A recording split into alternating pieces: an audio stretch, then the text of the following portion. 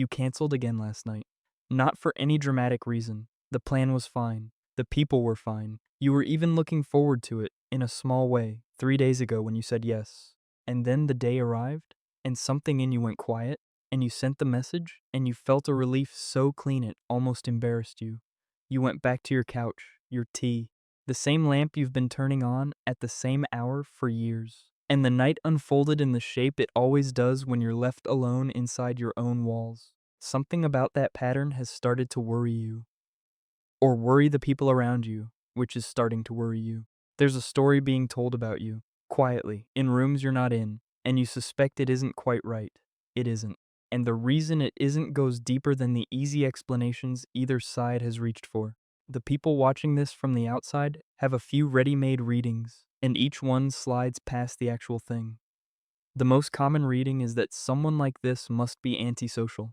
Not in the clinical sense, just in the loose, everyday sense people use when they can't think of another word. They picture a person who doesn't really like other humans, who has chosen a small life because the larger one was too much trouble.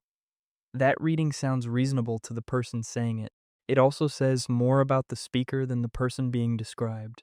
Slip a layer down and you find the gentler version of the same theory. This person must be lonely. They must want to be out more, doing more, surrounded by more, and simply can't quite get themselves to do it. The watchers feel a soft worry on this person's behalf, and the worry is real and the worry is wrong. Someone who loves staying home is not, most of the time, secretly wishing they were somewhere else. That's the projection of people who would be miserable inside the same evening. And underneath both of those is the modern guess. The one that arrives with a clinical word attached: depression, avoidance, burnout. A diagnosis floated by someone who has never sat with this person in their own kitchen at 6 in the evening, watching them happily chop an onion for a meal nobody else will eat. What no one outside this experience can quite see is that the staying isn't a retreat from something, it's a return to something. And what's actually waiting inside those walls is stranger and more specific than any of the easy stories. What's happening inside those walls is a slow, careful project of nervous system regulation. In plain words, the body has its own thermostat for how much input it can take in a day. Sounds, faces, decisions, micro expressions, small bits of stranger energy from a passing crowd. All of it costs something to process, and the bill comes due in the body long before the mind notices. Some people have wide tolerances and recover quickly. Some people don't. The ones who don't have usually figured out, often without ever putting it into words, that the cheapest place to do their living is inside a space that isn't asking anything of them. Home is not a hideout for these people. Home is the only environment they fully control. They control the temperature, the lighting, the noise level, the smell, the pace, the way one task moves into the next. Nothing in the room is performing for anyone. Nothing requires a face to be arranged in a particular shape. The body finally gets to drop the small constant work of being a social creature, and what's left underneath that work surprises them every time. A quiet, full, almost embarrassing aliveness. There's a second thing happening that the watchers can't see. Inside that controlled space, attention starts behaving differently. A book that wouldn't open on a busy day opens at home. A thought that's been waiting underneath everything finally surfaces. A small skill, cooking, drawing, fixing something, learning a language, becomes possible because the mind isn't spending its fuel scanning for social cues. The same hours that would have left them depleted in a crowded room leave them filled in their own. People who love home aren't loving a place. They're loving who they're allowed to be inside it. The gift is that this person has, by accident or design, built a life with a low background hum. While other people are running on the small daily friction of obligations they didn't fully want, this person's nervous system is mostly at rest. That rest compounds. Their thinking gets clearer, their sleep gets deeper. The decisions they make on a Tuesday come from a place that isn't already half spent. Over years, that adds up to a quieter kind of strength, a slower pulse, an ability to be present in conversations they do show up for because they aren't already running on fumes when they get there. The cost is also real, and it isn't the one people on the outside assume. The cost isn't loneliness in the usual sense. It's something subtler. Their social muscles, like any muscles, weaken with disuse. They notice in their 30s and 40s and 50s that going out has started to take more out of them than it used to. Not because they've gotten worse at people, because they've gotten better at being home, and the gap between the two has widened in a direction they didn't fully plan for.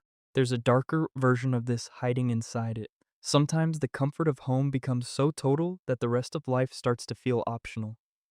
A friendship goes a little too long without a call.